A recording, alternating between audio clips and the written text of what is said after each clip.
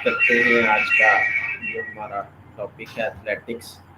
Athletics में जो competition करवाने के लिए जो ऑफिशियल दरकार होते हैं वो हम कर चुके हैं पिछले लेक्चर में, और ट्रैक भी कर चुके हैं। तो आज जो हमारा और जो रेस का आगाज़ कैसे किया जाता है, कौन कौन से क्वेश्चन दिए जाते हैं, वो भी कर चुके हैं। आज का जो हमारा टॉपिक है उसमें हम कवर करेंगे हर्डल रेसेस को। हर्डल जो रेस है उसका जो हर्डल है उसका स्ट्रक्चर और उसकी जो पैमाइशें हैं उसको, उसके अलावा जो डिस्टेंस है हर्डल्स का कि एक हर्डल के बाद दूसरी जो हर्डल है उसका दरमियानी जो फासला है वो कितना होता है, और जो हर्डल को क्रॉस करते हुए किन किन चीज़ों का जो ख्याल है करना होता है, कौन से कवानीन है। और उसके बाद फिर आगे रेले रेस भी है। रेले रेस में चूँकि एक ऑब्जेक्ट है पैटर्न जिसको पास ऑन करना होता है, तो बैटन की मेजरमेंट और साथ ट्रैक को, और उसके बाद जो रूल है बैटन के कैसे कौन कौन से इसके इवेंट हैं रैली रेसेस के, और जो बैटन है उसको तब्दील करने के तरीके कौन से। तो इन चीज़ों को डिस्कस करेंगे। सबसे पहले चलते हैं हम हर्डल रेसेस की तरफ। तो हर्डल रेसेस से पहले जो ट्रैक है उसको दोबारा से गो थ्रू करते हैं कि जो ट्रैक है स्टैंडर्ड ट्रैक, उसकी जो लेंथ है यानी कि दो गलाइयों के ऊपर मुश्तमिल होता है और दो ही लंबाइयाँ होती हैं। तो इस तरह ओवरऑल जो उसकी पैमाइश बनती है वो 400 मीटर बनती है पहली गली से। जितनी गलियां आगे बढ़ती जाएंगी उतना ही उसका जो फासला है वो बढ़ता जाएगा। उस फासले को कवर करने के लिए जो स्टैगर हैं वो दिए जाते हैं। तो दो स्ट्रेट के ऊपर मुश्तमिल होता है और दो ही कर्व के ऊपर मुश्तमिल होता है। जो लंबाई है उसकी 84.39 मीटर होती है, और रेडियस जो है वो मार्किंग रेडियस 36.50 मीटर होता है। और डायमीटर अगर तो जारी बात है रेडियस है यानी कि दो स्ट्रेट लाइन के दर हाफ, और हाफ मरकज जो है उससे दोनों तरफ लाइनें। तो जो डायमीटर है वो एक स्ट्रेट लाइन से दूसरी स्ट्रेट लाइन तक जो दरमियानी फासला है उसको कहते हैं डायमीटर, तो वो 73 मीटर होगा।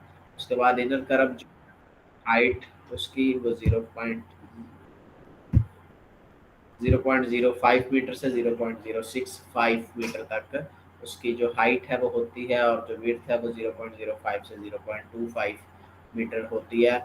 लेन की तादाद 8 होती है, और गलियों यानी कि जो गलियां हैं उनकी तादाद 8 है, और जो लाइनें लगाई जाती हैं उनकी तादाद 9 होती है। और हर गली की जो चौड़ाई है वो 1.22 मीटर होती है। तमाम लाइनें जो मार्क की जाती हैं वो 5 सेंटीमीटर मोटी लाइन से मार्क की जाती हैं। इस तरह विड्थ ऑफ ट्रैक क्योंकि गलियां 8 हैं, एक गली की जो चौड़ाई है वो 1.22 है। 1.22 को आप 8 के साथ मल्टीप्लाई करेंगे तो वो आपको ट्रैक की जो विड्थ है वो निकल आएगी। वो क्या कितनी होती है 9.76 मीटर।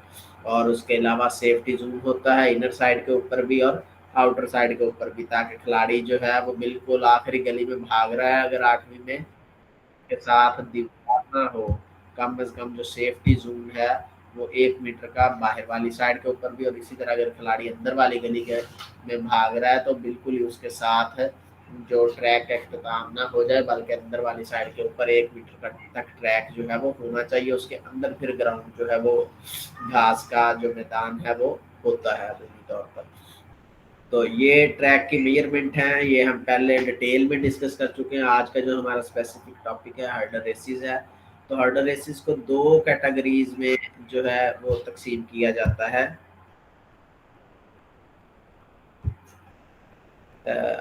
मैं जो आपका क्वेश्चन है उसको बाद में दोबारा बताऊंगा दानिया। अभी चलते हैं इसकी तरफ, हर्डल की तरफ। तो हर्डल रेस जो है उसको दो कैटेगरीज में तकसीम किया जाता है अकॉर्डिंग टू जेंडर, और अकॉर्डिंग टू डिस्टेंस भी वो दो ही तरह की हैं। तो अगर जेंडर देखें तो मैन एंड वुमेन है। तो मेन की जो अगर डिस्टेंस देखा जाए तो 110 हर्डल होती है, 400 मीटर की जो स्टैंडर्ड रेसेस हैं उनमें 400 मीटर और 110 मीटर हर्डल होती है। और वुमेन की 100 मीटर हर्डल रेस होती है, 400 मीटर की हर्डल रेस होती है। ये याद रखिएगा, अगर लफ्ज़ साथ मेन ना लिखा हो और या वुमेन ना लिखा हो पेपर में, अगर उन्होंने कोई पूछी है हाइट इन 110 मीटर हर्डल, तो इसका मतलब कि जब भी 110 की बात आएगी वो हमेशा मेल की हर्डल रेस की बात आएगी, खवातीन की 110 हर्डल नहीं होती। इसी तरह जो खवातीन है, अगर क्वेश्चन आता है पेपर में 100 मीटर हर्डल के हवाले से, तो वो क्लियर कट आपको पता होना चाहिए कि वो खवातीन का इवेंट है, मेल की 100 मीटर हर्डल नहीं होती, मेल की 110 मीटर हर्डल होती है, और जो वुमेन है उनकी 100 मीटर जो हर्डल रेस होती है। और इस तरह 400 मीटर जब आएगी तो उसमें वो दोनों का अलग-अलग पूछा जाएगा कि मेल की या फीमेल की। तो वो चूंकि दोनों का कंबाइंड है इवेंट दोनों में, लेकिन उसमें डायमेंशन थोड़ी सी चेंज होती हैं, यानी कि जो हाइट है हर्डल की वो तब्दील होती है। तो इसलिए उसके साथ लिखा होगा ये मैन फॉर मैन या फॉर वुमेन। तो अगर 110 है साथ मैन नहीं भी लिखा, वुमेन नहीं भी लिखा, तो आपको पता होना चाहिए कि ये मैन की है, और अगर 100 है तो आपको पता होना चाहिए ये वुमेन की है। तो जो हर्डल हैं वो ट्रैक के ऊपर रखी जाती हैं, बिल्कुल गली के अंदर होती हैं। और जो 110 मीटर हर्डल हो, 100 मीटर हर्डल हो या 400 मीटर हर्डल हो, तो जो आपने एक जो वो रनिंग पूरी करनी है उसमें आपने 10 रुकावटें जो है वो अबूर करनी है।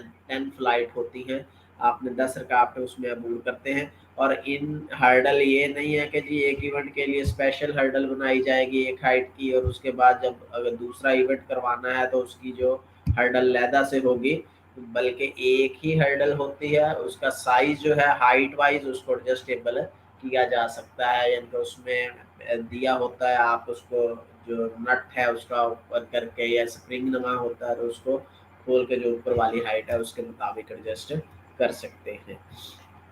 उसके बाद स्ट्रक्चर ऑफ हर्डल है, जो आपको पहले तो तस्वीर दिखा देता हूँ। ये आपके सामने हर्डल है, ये एक व्यू है जो फ्रंट से है, आपको अगर एरो नज़र आ रहा है स्क्रीन के ऊपर तो ये फ्रंट व्यू है, और ये लेटरल व्यू है, यानी कि साइड से अगर देखेंगे तो हर्डल हमें इस तरह से नज़र आती है, और अगर फ्रंट से देखेंगे तो इस तरह से नज़र आती है। तो ये जो है ये गली के अंदर अंदर पड़ी होती है, यानी कि गली की अगर जो चढ़ाई है वो 1.22 मीटर है, तो जो हर्डल है वो 1.18 से लेकर 1.20 मीटर के दरमियान होती है। तो इसमें 1 मीटर की कमी बेशी जो है वो हो सकती है। जो उसके ऊपर वाली जो टॉप बार है वो मैक्सिमम जो है वो 1.19 मीटर से लेकर 1.20 मीटर की होती है, यानी कि इसका मतलब है कि जो हर्डल है वो अपनी गली में रहेगी, किसी दूसरे की खिलाड़ी की गली में हर्डल जो है वो रुकावट का बायस नहीं बनती। तो वापस चलते हैं, इसकी जो डायमेंशन है आपको वैसे तो यहाँ भी नज़र आ रही होंगी। पहले जो हर्डल है ये मेटल की बनी होती है अमूमी तौर पर, या इसी तरह का जो सूटेबल मटेरियल है उससे बनी हो सकती है। और लेकिन जो इसकी टॉप बार है, टॉप बार आपको जो बताई है कौन सी है, ये वाली जिसमें आपको ब्लैक और वाइट चीज नज़र आ रही है, इसको क्या कहते हैं, टॉप बार कहते हैं। ये वाला हिस्सा इसका लाजमी तौर पर लकड़ी से बना होता है, और यह नॉन मेटेलिक सूटेबल मटेरियल, यानी कि मेटल से नहीं बना होगा, या लकड़ी का होगा, या और कोई नॉन मेटेलिक मटेरियल, यानी कि जिस तरह प्लास्टिक वगैरह आ जाता है तो उससे ये बना होता है। तो consist of 2 feet and 2 upright. Feet इसके कौन से हैं जो इसको सहारा देते हैं, यहाँ से लेकर यहाँ तक आपको क्या नजर आ रहा है, ये क्या है, इसका फीट है। यहाँ से लेकर यहाँ तक इसकी मैक्सिमम जो लंबाई है वो 0.70 मैक्सिमम इसकी जो लंबाई है वो होती है। और जो अपराइट्स हैं वो ग्राउंड की सरफेस से लेके ये ऊपर टॉप बार तक जो है इसको क्या कहते हैं, अपराइट कहते हैं। यानी कि ये आपको पॉइंट नजर आ रहा होगा जहाँ पे मेरा एरो है, इस पॉइंट से इसको जो है वो एडजस्टेबल किया जाता है। इसी तरह इसमें भी ये आपको ब्लैक कलर का जो नीचे नजर आ रहा है ये इसका एडजस्टेबल पॉइंट है, इससे जो उसकी हर्डल की हाइट है उसको ऊपर या नीचे किया जा सकता है। तो ये जो टॉप बार है इसका जो ये लकड़ी लगी होती है उसका डायमीटर 0.01 मीटर से लेकर 0.025 मीटर के दरमियान हो सकता है। और जो विड्थ ऑफ हर्डल जो रीइंफोर्स्ड बाय क्रॉस बार वही है जो लकड़ी वाली है। उसके बाद है जी विड्थ ऑफ हर्डल, हर्डल की जो चौड़ाई है 1.18 से लेकर 1.20 मीटर तक। और मैक्सिमम लेंथ ऑफ बेस आपको बता दिए 0.70 मीटर, या उसको अगर आप सेंटीमीटर में करेंगे तो 70 सेंटीमीटर, अगर आप इसको फीट में करेंगे तो तकरीबन ये बन जाएगा 2 फुट 4 इंच जो है वो इसकी जो लेंथ है वो बनती है फीट की। और जो हर्डल है उसका वेट जो है वो 10 kg होता है। और अगर आप भाग रहे हैं, आपका पाँव उसको साथ टच करता है, और तो यानी कि जितनी फोर्स इसको चाहिए होती है कि अगर इसके साथ कितनी फोर्स से टकराया जाए तो ये हर्डल जो है वो गिर जाएगी। तो वो 3.6 kg जो है इक्वल टू वेट हो इतनी फोर्स, तो उससे ये हर्डल जो है वो नीचे गिर सकती है।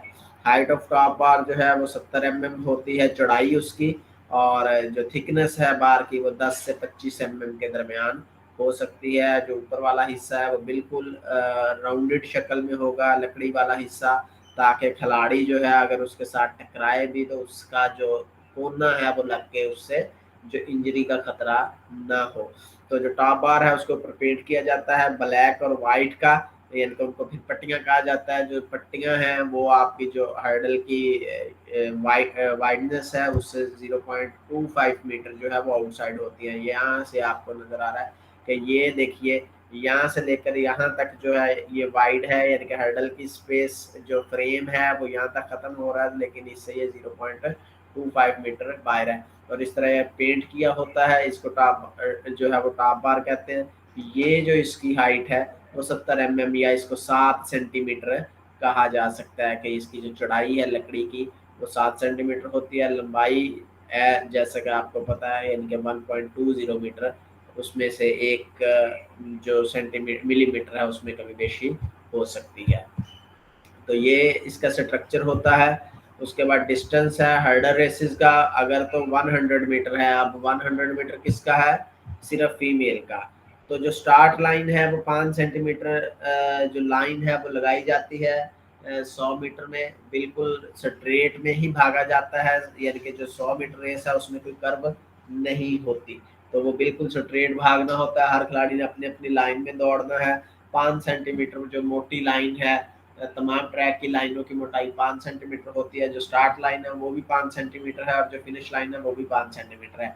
तो उस स्टार्ट लाइन से जो पहली हर्डल जब यानी कि जब खिलाड़ी एक्सीलरेशन फेज में होता है, भागना शुरू करता है, तो एक्सीलरेशन फेज है यानी कि अपनी वो स्पीड को बढ़ा रहा है, तो उस स्टार्ट लाइन से काशन जो दिए जाएंगे वो आपको हम पहले भी पढ़ चुके हैं, आप दोबारा उसको दोबारा पढ़ेंगे कौन कौन से स्टार्ट में काशन दिए जाते हैं।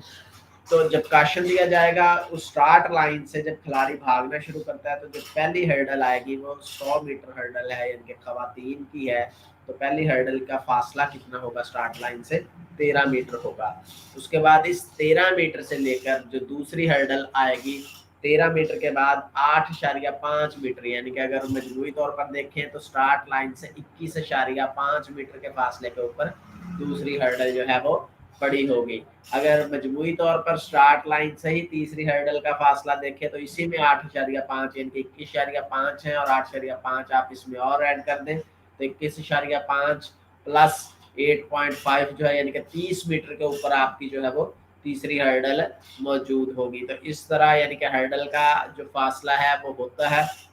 और कितनी हर्डल होंगी आपको पहले बताया जा चुका है कि अगर 100 मीटर हर्डल रेस है तो उसमें 10 हर्डल जो है वो पड़ी होंगी, और वो किस तरतीब से पड़ी होंगी ये जो आपको बता दी है कि पहले ही हर्डल 13 मीटर के फासले के ऊपर होगी, दूसरी हर्डल फिर 8.5 मीटर, फिर उससे आगे तीसरी भी 8.5, इस तरह कंसेक्टिव जो 9 हर्डल तक जाएगा वो 9वीं हर्डल जो है वो 8.5 के फासले तक पड़ी होंगी। और जो आखिरी हर्डल है वो फिनिश लाइन से एक्यूरेट जो आप अगर आप इसको वैसे भी करेंगे तो आपका जो पॉइंट है पीछे वो 10.5 मीटर का जो फासला है वो बचेगा, जो आखिरी हर्डल का फासला होगा। इसी तरह अगर 110 मीटर हर्डल है यानी कि मेल की है, तो 110 मीटर हर्डल में क्या है कि जैसे ही खिलाड़ी कॉशन उसको दिया जाता है, खेल का दौड़ का आगाज करता है, तो जो पहली हर्डल है 13.72 मीटर के फासले के ऊपर जो है वो आती है। उसके बाद फिर जो दूसरी हर्डल है वो 13.72 से आगे, यानी कि पहली हर्डल से 9.14 मीटर जो है वो आगे रखी जाती है। इसी तरह फिर तीसरी हर्डल उस दूसरी हर्डल से 9.14 मीटर आगे, चौथी हर्डल तीसरी हर्डल से 9.14 मीटर आगे, तो इस तरह रखी जाती हैं। और जो आखिरी हर्डल होती है 10वीं हर्डल, उसका जो फासला है वो फिनिश लाइन से पीछे होता है, 14.02 मीटर के फासले के ऊपर वो हर्डल जो है वो मौजूद होती है। इसी तरह जो 400 मीटर हर्डल है, अब ये मेल की भी है और फीमेल की भी है, लेकिन इसमें जो अगर फर्क आएगा वो हर्डल की हाइट में आएगा, लेकिन डिस्टेंस जो है वो हर्डल का उसमें कोई फर्क नहीं आएगा। जो पहली हर्डल है वो 45 मीटर के फासले के ऊपर होती है, यानी कि खिलाड़ी ने आगाज किया है तो पहली हर्डल जो पड़ी है वो 45 मीटर के फासले के ऊपर है। और जो दूसरी हर्डल है वो दूसरी हर्डल पहली हर्डल से 35 मीटर जो है वो आगे पड़ी है। इसी तरह तीसरी हर्डल दूसरी हर्डल से 35 मीटर आगे पड़ी होगी।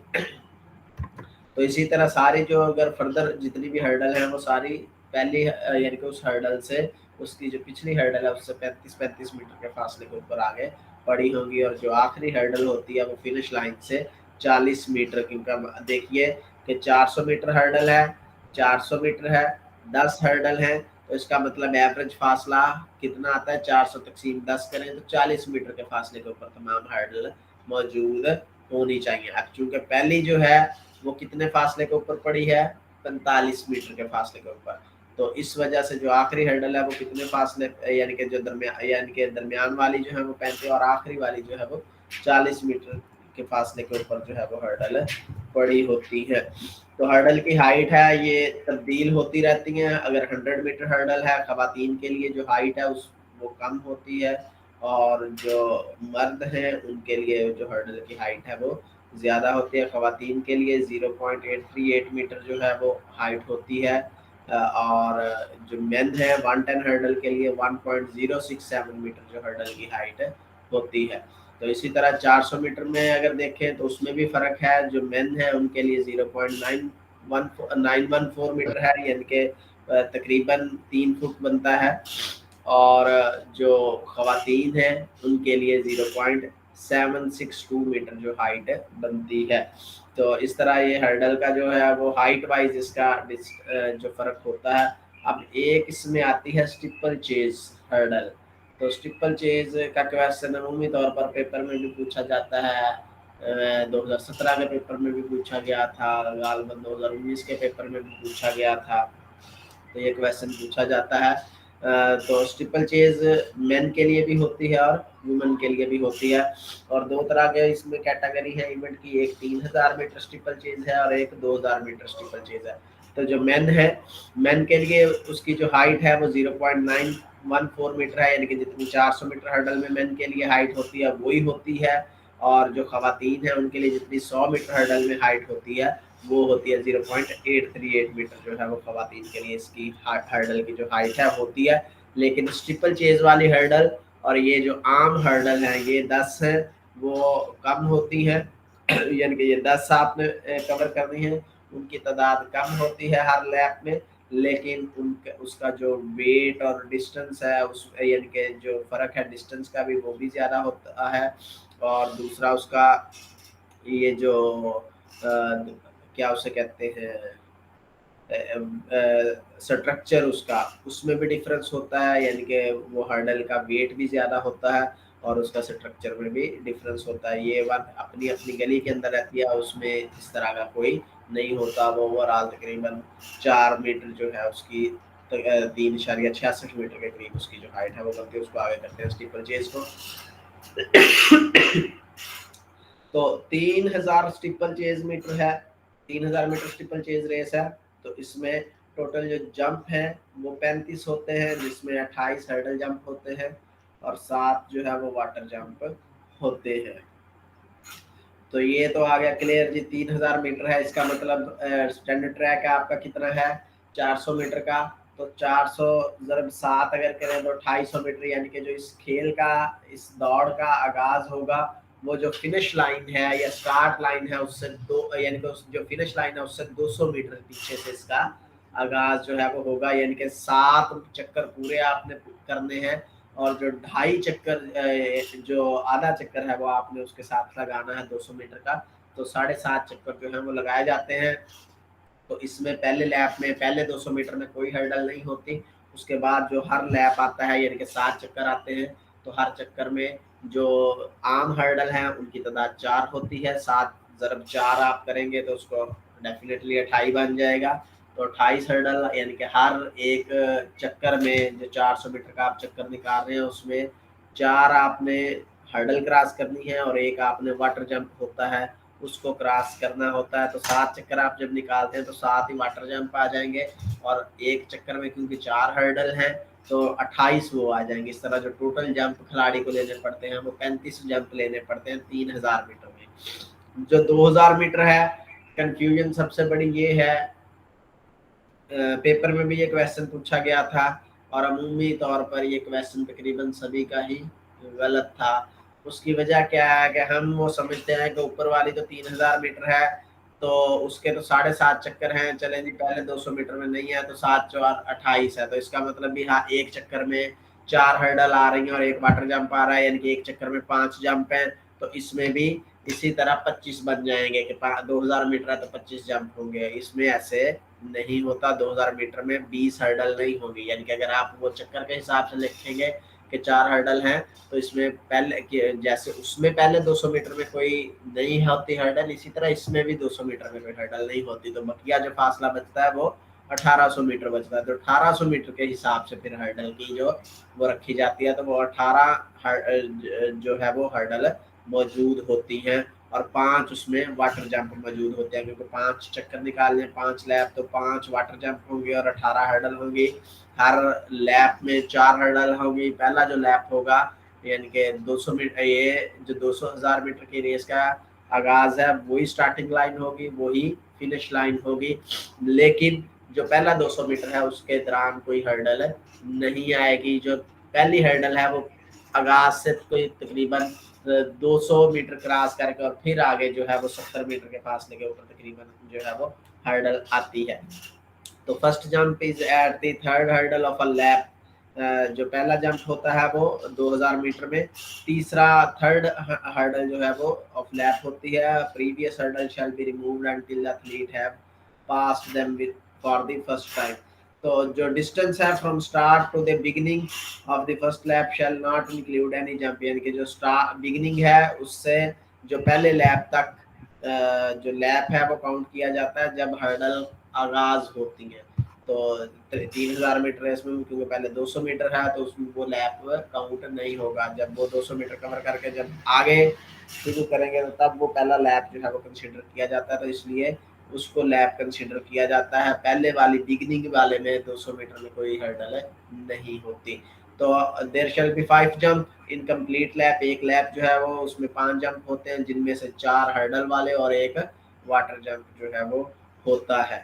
तो जो वाटर जंप है यानी कि पहली हर्डल आती है नॉर्मल, दूसरी हर्डल आती है नॉर्मल, तीसरी हर्डल आती है नॉर्मल, चौथी जो हर्डल होती है वो हर्डल कौन सी होती है, वाटर जंप होता है। और उसके बाद फिर जो है वो 5वीं जो हर्डल आती है।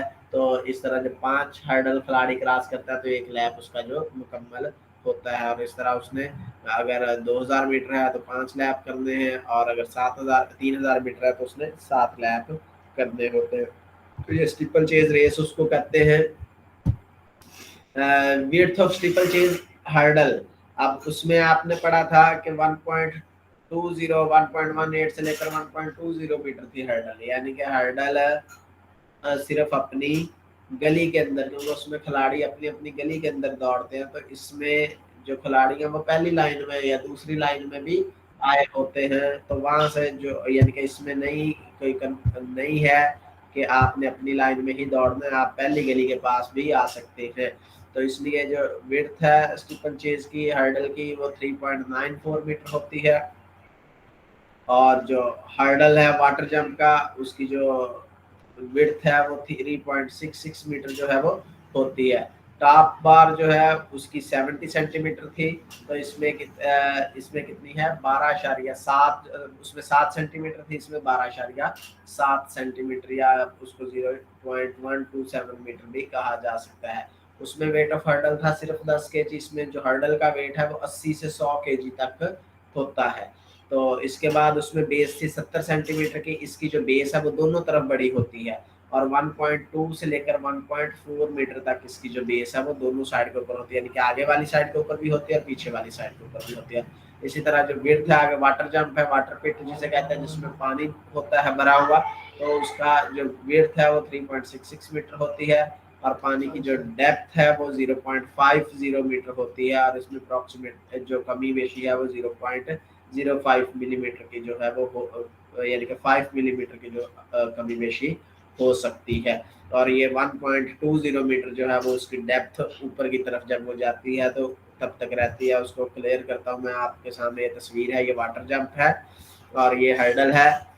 इसी तरह ये हर्डल जो है यानी कि लंबी होती है, ये वाटर जंप है। इसी तरह ये उसकी डिटेल में आ जाए तो ये हर्डल है, ये ट्रैक की सतह है, खिलाड़ी पीछे से बिल्कुल ट्रैक की सतह के ऊपर भागता है और यहाँ से जो है वो जंप लेता है।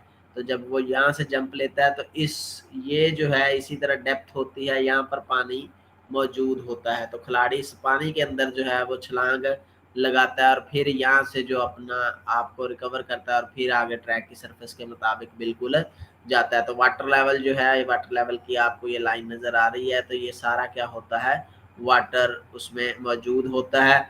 इसकी आपको ये हाइट जो है, एक तो पहले हर्डल की हाइट जो आपको बता रहा था कि 0.914 मीटर जो है फॉर उसके लिए मेन के लिए है, और इसी तरह जो खवातीन है उनके लिए कम थी।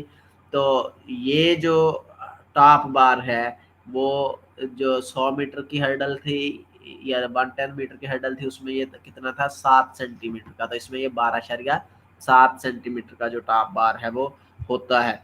इसी तरह जो नीचे की तरफ अगर बेस देखेंगे यानी कि पानी का जो लेवल है वो नीचे की तरफ 0.70 मीटर जो है वो हो सकता है, या 70 सेंटीमीटर उसको कह सकते हैं, या उसको अगर आप 2 फुट 4 इंच जो है वो नीचे की तरफ गहरा होता है। और इस तरह जब उसकी हाइट मेजर की जाती है तो ये 1.20 मीटर जो है वो होती है नीचे।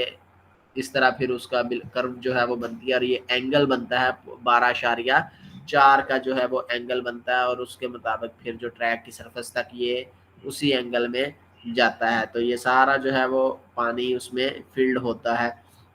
ये आपको 2 व्यूज हैं, एक बिल्कुल खाली है, उसमें यह ढलवान आपको नजर आ रही है कि 2.5 मीटर तक जो है वो यहाँ से लेकर यहाँ तक जो है वो होता है। और अगर ओवरऑल देखा जाए इस हर्डल से लेकर यहाँ तक का बिल्कुल ट्रैक की सरफेस तक आने का जो फासला वो 3.66 मीटर जो है वो होता है। और इसी तरह जो हर्डल का इस यहाँ से लेकर यहाँ तक का जो फासला है वो या वाटर जंप का वो भी 3.66 मीटर होता है।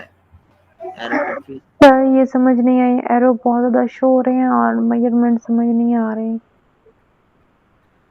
ये जी वाटर जंप है। वाटर जंप की ये जो टॉप बार है यानी कि हर्डल का टॉप बार ये 12.7 मीटर का होता है। इसी तरह इस टॉप बार की यहाँ से लेकर यहाँ तक जो दूसरी तरफ जो लेंथ है वो 3.66 मीटर होती है। और ये जो वाटर का यानी कि ट्रैक की सरफेस से नीचे की तरफ जो है वाटर का जो लेवल है वो 70 सेंटीमीटर तक जो है वो पानी होता है, और ये ढलवान की सतह में होती है।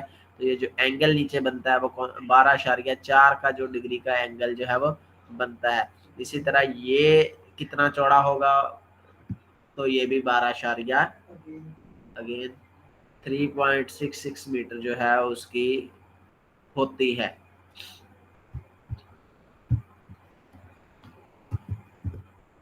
तो विड्थ है जी आपको ये हम कर चुके हैं, सॉरी।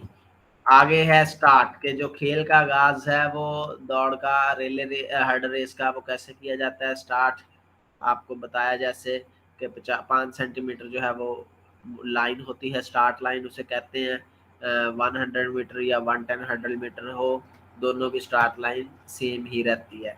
उसके बाद अगर तो 400 मीटर से ऊपर है दौड़ तो उसके लिए काशन और होंगे, और अगर 400 मीटर या 400 मीटर से नीचे तक है तो उसके लिए काशन और होते हैं। और अगर 400 मीटर या 400 मीटर से नीचे तक रेस है, 100 है, 200 है, 400 है, तो उसके लिए स्टार्टिंग ब्लॉक्स का होना ज़रूरी है। तो कमांड से आगाज़ किया जाता है। जो कमांड है वो 2 ज़बानों में दी जाती है, इंग्लिश और फ्रेंच में। अगर 400 मीटर से नीचे है रेस तो जो कमांड है वो 2 होंगी। सबसे पहले जो है ऑन योर मार्क्स कहेगा स्टार्टर, तो जो तमाम खिलाड़ी हैं वो अपनी स्टार्टिंग लाइन पर पहुंचकर अपनी जो पोजीशन है वो लेंगे। उसके बाद सेट कहा जाता है, सेट के बाद में वो अपने जिस्म को बिल्कुल साकन कर लेते हैं और अपनी बॉडी को ऊपर की तरफ लिफ्ट करते हैं। तो अगर 400 मीटर से बड़ी रेस है तो उसमें सिर्फ कमांड दी जाती है ऑन योर मार्क्स, और उसके बाद फिर क्या होता है, फायर, गन से फायर होता है। उसके बाद गन की फायर सुनते ही जो खिलाड़ी है वो दौड़ना शुरू कर देते हैं।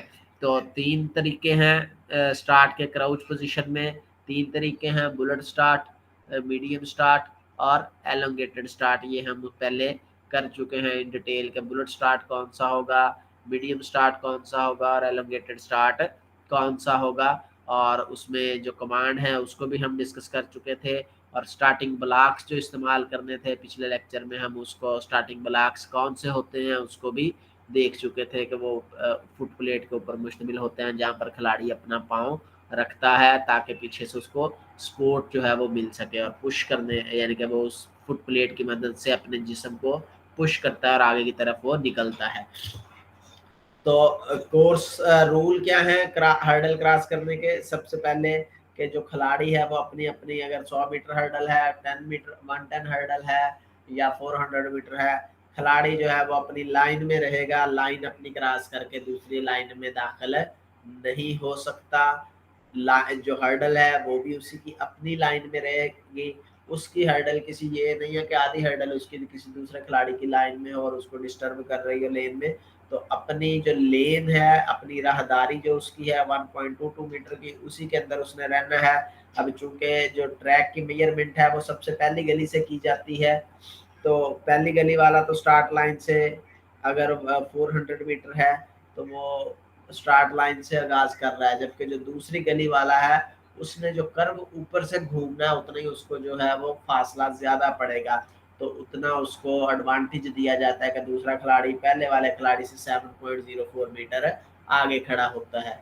इसी तरह जो तीसरे नंबर के ऊपर खिलाड़ी है वो पहले खिलाड़ी से 7.04 दूसरे वाला, और तीसरे वाला जो है वो दूसरे खिलाड़ी से फिर आगे 7.67 मीटर, या अगर आप दोनों को देखते हैं तो 7.04 और 7.67 इकट्ठा करके यानी कि 14.71 मीटर जो है वो उसका फासला होता है पहले खिलाड़ी से, वो पहले उतना आगे खड़ा होता है ताकि जो कर्व में उसको डिस्टेंस ज्यादा करना पड़ेगा उतना उसको पहले ही एज जो है वो दे दिया जाता है, इसको स्टैगर कहते हैं, तो उतने ही वो जीने जो है उसे आगे दिए जाते हैं।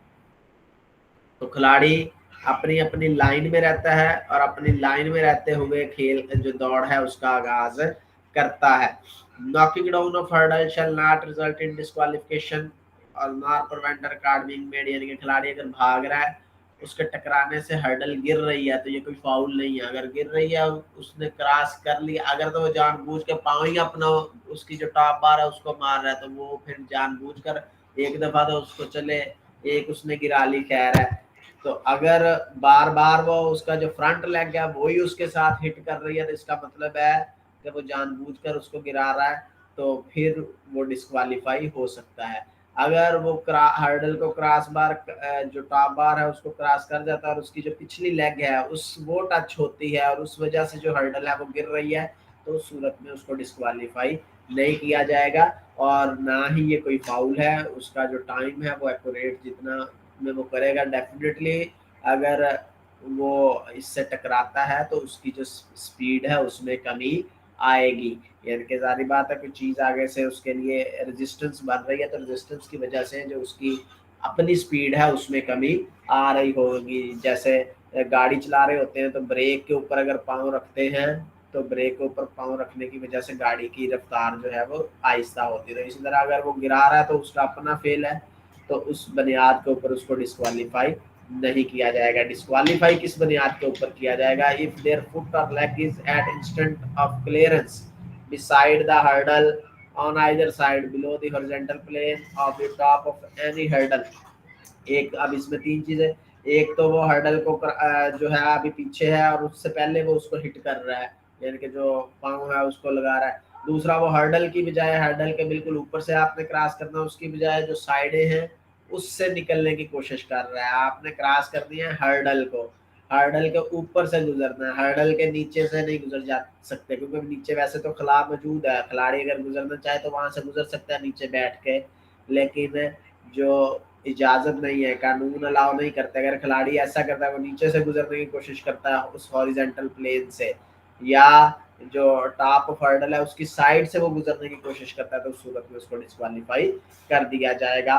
नॉकिंग डाउन और displace any hurdle by hand, हाथ लगाने की इजाजत नहीं है, यानी कि अगर वो खिलाड़ी भाग के आ रहा है, आगे हर्डल पड़ी है, तो पहले ही अपना हाथ आगे करके उस हर्डल को गिरा दे, तो उस सूरत में भी उसको जो डिस्क्वालीफाई है वो कर दिया जाता है। वो अपने हाथ से या जिस्म के जानबूझकर किसी हिस्से से, या upper side of lead leg, जो लीड लेग कौन सी है, आपकी फ्रंट लेग जो आपके आगे चल रही है, तो उससे अगर आप उसको हिट कर रहे हैं तो फिर क्या है, डिस्क्वालीफाई आपको कर दिया जाएगा। डायरेक्टली और इंटेलेक्चुअली नॉक डाउन और displace a hurdle in their और इन एन अदर लेन, किसी दूसरे खिलाड़ी के हर्डल आप गिराते हैं, डायरेक्टली गिरा दें या इनडायरेक्टली गिरा दें, या इस तरीके से कि आपकी कोशिश है कि जो मुखालफ खिलाड़ी है उसके लिए भी रुकावट बने।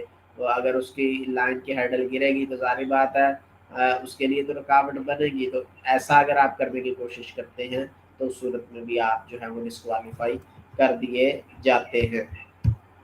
तो स्टीपल चेज में क्या है, उसमें each athlete shall go over through the water and shall go over each hurdle. उसमें एक तो आपने वाटर जंप के ऊपर से गुजरना है, वाटर जंप की जो हर्डल है उसको ऊपर से क्रॉस करना है, साइड से क्रॉस नहीं कर सकते। और जो दूसरी हर्डल है आम, उसको भी आप ऊपर से ही क्रॉस करते हैं। फेलियर टू डू सो, अगर आप ऐसा नहीं करते तो डिस्क्वालीफाई हो सकते हैं। उसके अलावा कैसे डिस्क्वालीफाई हो सकते हैं कि स्टेप टू वन साइड और other of the water jump, यानी कि वाटर जंप के ऊपर से क्रॉस करना है, लेकिन आप उसकी एक साइड या अंदर वाली साइड या बाहर वाली साइड से आप क्रॉस करते हैं, तो जो है वो डिस्क्वालीफाई किया जा सकता है। इसी तरह देयर फुट और leg is at instant clearance, के सेम वही कि अगर आप उसको हिट करते हैं जानबूझ के अपनी जो लीडिंग लेग है उससे, या आप उसके जो हॉरिजॉन्टल प्लेन है उसके नीचे से गुजरने की कोशिश करते हैं, या उसकी जो साइड है उनसे गुजरने की कोशिश करते हैं, तो इस सूरत में आप डिस्क्वालीफाई हो जाते हैं। तो ये हर्डल रेस थी हमारी, इसमें अगर कोई कंफ्यूजन है तो आप पूछ सकते हैं।